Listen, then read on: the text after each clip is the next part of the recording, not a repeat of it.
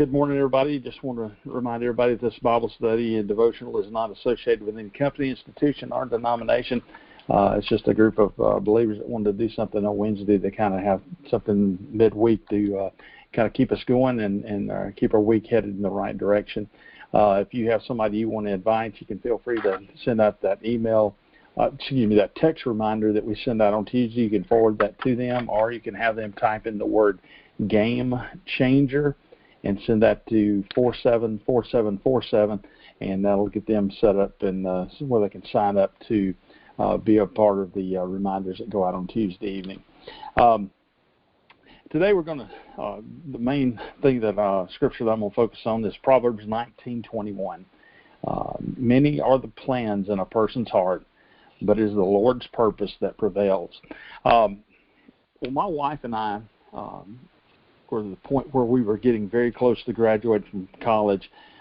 We made the decision that we knew that we would be getting married, and we talked about whoever became employed first, then that's where we would go. And it ended up that my wife had a very good interview on campus with the school board in St. Mary Parish down in South Louisiana. And they were very interested in her coming to teach, and so I was not having any luck since my degree was not in education.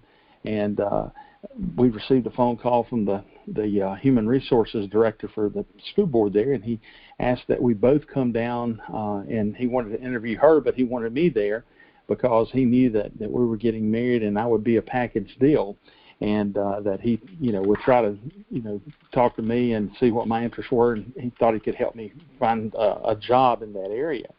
And so we went, everything went well. He had me some interviews set up.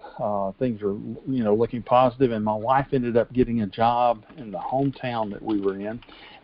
So we ended up not leaving, and I was a little disappointed because I felt like that, I wanted to leave, and I ended up being an assistant manager in a clothing retail store. At that time, I don't know if I thought that job was a little beneath me or what. But I was wanting to work for a big corporation. I thought that was going to make me somebody, and so I did really well with that job. And then about 6 months into it, this guy with the insurance company came in and the store and started talking to me and said, "Let's go have lunch." And we went to have lunch one day, and he just told me how that I could be making $100,000 a year in about a year and a half, and that it was easy. I thought I was really good with people, and well, I bought that hook, line, and sinker. I didn't consult God about it. All I could see was the dollar signs and a new truck. And for the next 2 years after I had that job, that was the most miserable and probably the biggest nightmare in life that I've had to date. I ate more potatoes. My wife and I ate more potatoes, and I don't know if you remember these two. They had the generic brands that you would see in the store that were in a white box with black writing on them. There was no label.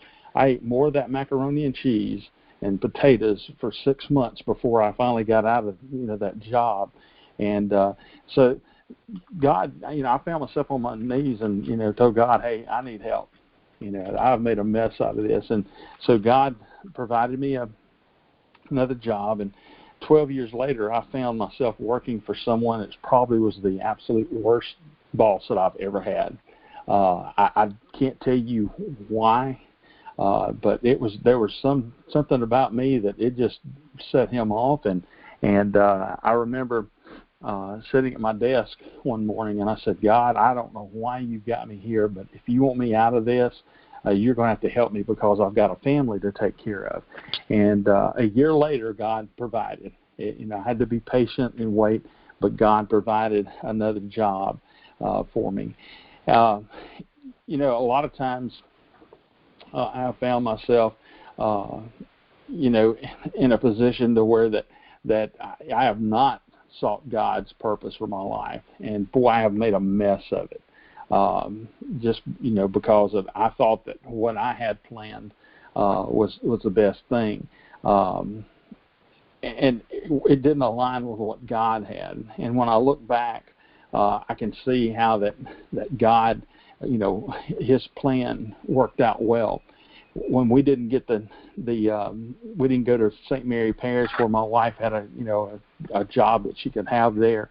A little less than a year later, Hurricane Andrew hit, and came across Florida, devastated Florida, and ended up hitting Louisiana. And it just so happens, if we probably had moved there and she had taken that job, as a young couple, we would have lost everything we had. I would have probably not had anything insured. I would have been, totally starting over again with my wife. And so God, I think He had a plan there. It wasn't the plan that I thought would be the best, but you look back and He took care of us there.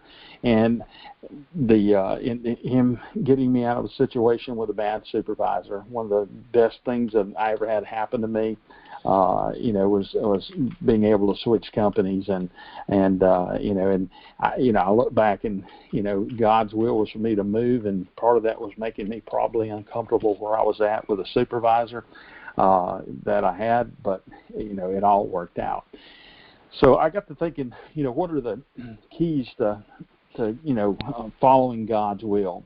And the first thing I thought of is, you have to have a relationship with God. That means, you need to be digging in the Word. You need to have a prayer life with God. And I tell people all the time, I always, when I pray, I try to be sincere, and I don't try to put on any front, when I pray or anything. I have conversations with God.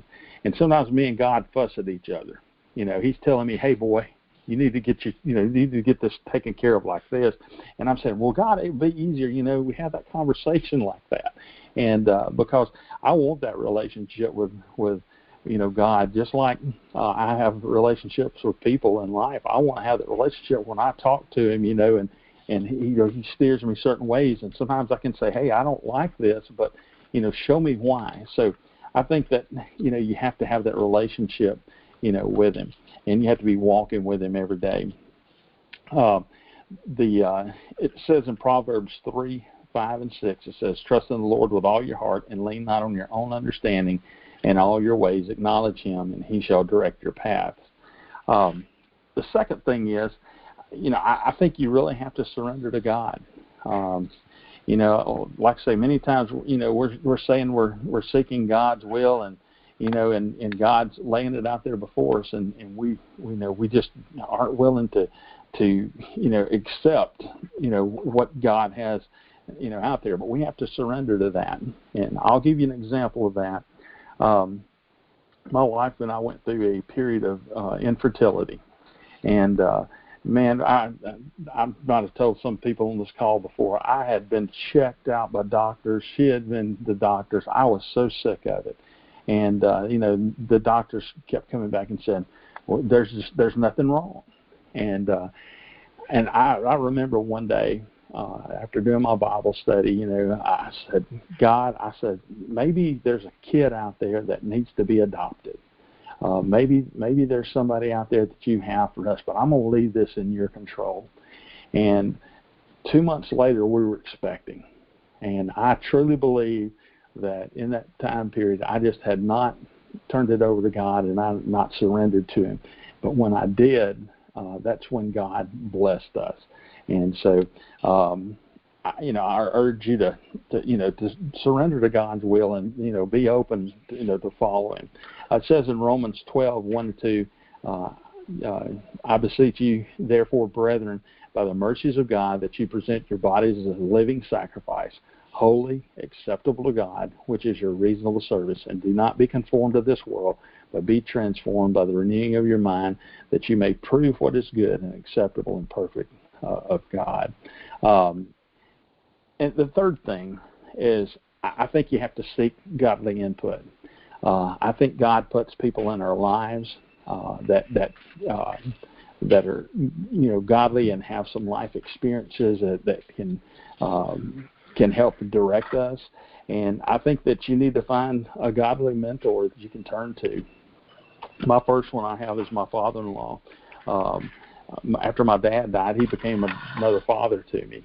And I can go to him, and he is a fine Christian man, and sometimes he'll tell me stuff, and I'll, it's not exactly what I want to hear, but he tells me, with compassion and love, and it's good for me. And the other one I have is Mr. Jimmy. And I thought that this was the roughest and gruffest man till I really got to know him. And he's rough and gruff because when he helps put together things at our church, he is on top of it. And he'll tell you what he needs you to do, and by golly, you better step up and do what he tells you to. But he has such a heart, and he does things because he wants to serve God and do his best for God. And he's somebody that I can sit and I can talk to, and he can lead me the right way a lot of times just because of his life experiences. It says in Proverbs 11:14, where there is no counsel, the people follow, but in the multitude of counsels there's safety. So today, I urge you that you maybe apply these 3 steps, because I think that when you find yourself in God's will, life is not going to be perfect, but it sure is a whole lot better. And as I said before, and I think Julia said this before call, when I start trying to do things, I really can mess it up. So, like I say, that's what I had today, and and God led me this route last night. So I hope it meant something to somebody today.